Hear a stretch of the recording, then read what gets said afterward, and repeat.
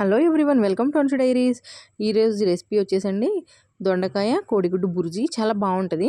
అంటే చాలామంది దొండకాయ ఇష్టం లేని వాళ్ళు కూడా ఈ టైప్ వండితే చాలా ఇష్టంగా తింటారు. అంటే దొండకాయ తినకపోవడానికి కారణం అది కొంచెం గట్టిగా ఉంటుంది కదా, ఉడకనట్టు. బట్ అలా ఉండదండి, మనం కొంచెం కూడా వాటర్ యాడ్ చేయకుండా చాలా మెత్తగా ఉడికిపోతుంది. సో దాని ప్రిపరేషన్, దానికి కావాల్సినవి చూద్దాం. ఆనియన్స్, పచ్చిమిర్చి తీసుకున్నానండి. అండ్ దొండకాయ ముక్కలు కట్ చేసేసుకున్నాను. 4 eggs తీసుకున్నాను. 1/2 kg దొండకాయలండి. 4 eggs సరిపోతాయి. మీరు ఇంకా ఎక్స్ట్రా యాడ్ చేసుకోవాలనుకున్నా యాడ్ చేసుకోవచ్చు. సో ప్రిపేర్ చేసుకుందాం. స్టవ్ ఆన్ చేసి కడాయి పెట్టేసి ఆయిల్ వేడి చేసుకున్నానండి. నెక్స్ట్ దానిలో ఆనియన్స్, పచ్చిమిర్చి వేసేసాను. ఒకసారి ఆనియన్స్ అలా మిక్స్ చేసి, దీంట్లో ఆనియన్స్ మెత్తగా ఫ్రై అయ్యే వరకు ఉంచక్కర్లేదండి.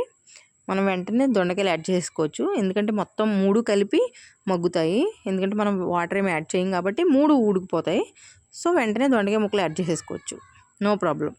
సో చూసారా, నేను ఆనియన్స్ పచ్చిగా ఉండగానే దొండకాయ ముక్కలు కూడా యాడ్ చేసాను. ఒకసారి మొత్తం మిక్స్ చేసేద్దాం. చూడండి, అసలు కొంచెం కూడా వాటర్ వేయక్కర్లేదు అసలు, కానీ చాలా మెత్తగా అవుతుంది. చాలా ఇష్టంగా కూడా తింటారు. ఒకసారి మొత్తం అవన్నీ కలిపేద్దాం. చూసారా, ఒకసారి మూత పెట్టేసి ఒక 10 minutes దాకా మగ్గనిద్దామండి. ఎందుకంటే దొండకాయ మగ్గడానికి చాలా టైం పడుతుంది. మధ్య మధ్యలో తిప్పుకుంటూ అలా మగ్గనివ్వాలి. చూసారా, కలర్ చేంజ్ అయిపోయింది. దొండకాయది చేంజ్ అయింది, ఆనియన్స్ది చేంజ్ అయింది. సో ఒకసారి మళ్ళీ చూసారా, ఒకసారి అలా మిక్స్ చేసేసుకోవాలి. నెక్స్ట్ కొంచెం పసుపు యాడ్ చేసుకుందాం. అండ్ టేస్ట్కి సరిపడా సాల్ట్. నెక్స్ట్ కారం.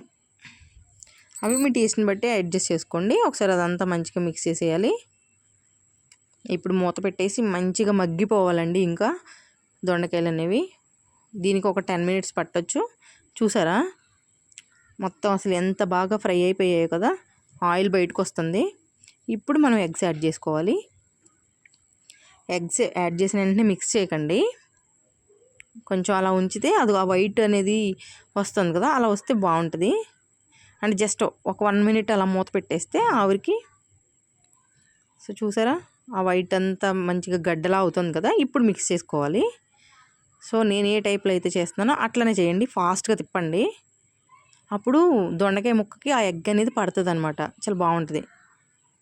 సో చూసారా, ఇంకా నేను సాల్ట్, కారం, ఉప్పు అన్నీ వేసాను కాబట్టి మూత పెట్టేసి ఒక 5 minutes మగ్గనించేసి తీసేద్దాం. సో చూసారా, కర్రీ అయితే రెడీ అయిపోయిందండి. చాలా బాగుంటుంది. ఒకసారి ఇలా ట్రై చేయండి. ఫ్రై కన్నా, కర్రీ కన్నా ఈ టైప్ అయితే చాలా బాగుంటుంది. ఇష్టంగా తింటారు. అసలు తినలేని వాళ్ళకి ఈ టైప్ చేసి పెట్టండి, చాలా ఇష్టంగా తింటారు. నెక్స్ట్ డిష్ అవుట్ చేస్తే చూసారా, చాలా అంటే చాలా బాగుంటుంది. కంపల్సరీ ట్రై చేయండి. లైక్ చేయండి, షేర్ చేయండి, సబ్స్క్రైబ్ చేయండి. ఖచ్చితంగా మన ఛానల్ అయితే విజిట్ చేసి అన్ని వీడియోస్ ఒక్కసారి చూడండి. రెసిపీస్ అయితే ఆల్ టైమ్ ఫేవరెట్ అయిపోతాయి మీకు. Thank you for